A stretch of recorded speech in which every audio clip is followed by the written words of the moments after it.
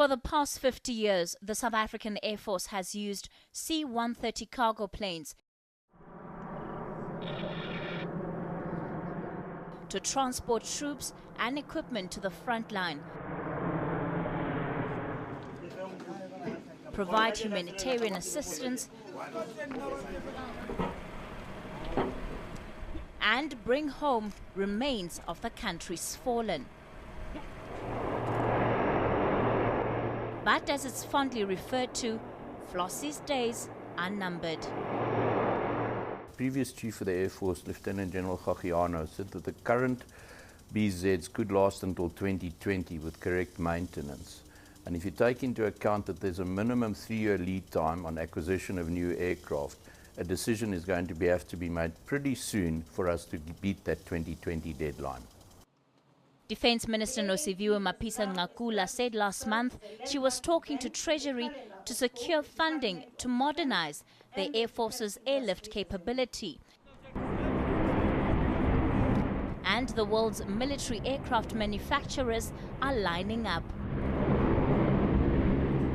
A higher-powered delegation from Lockheed Martin is currently in the country talking to the Air Force, Arms Corps and Defence Department, advocating the Super Hercules C-130J as a possible upgrade to the current fleet. This is a digital airplane, very revolutionary in terms of capabilities, but also affordable and cost-effective. So we are communicating in this opportunity all the new features of the C-130J and how it can serve the South African Air Force needs and the needs of the continent for a multiple of missions and roles and requirements.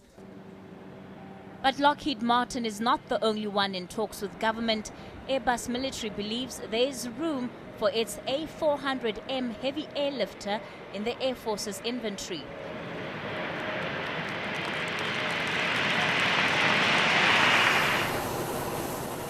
And the Boeing company thinks South Africa could become the first African country to buy its C-17 Globemaster,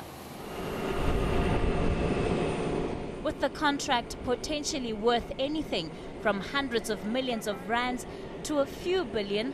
The race to replace the Air Force aging C-130 is truly on.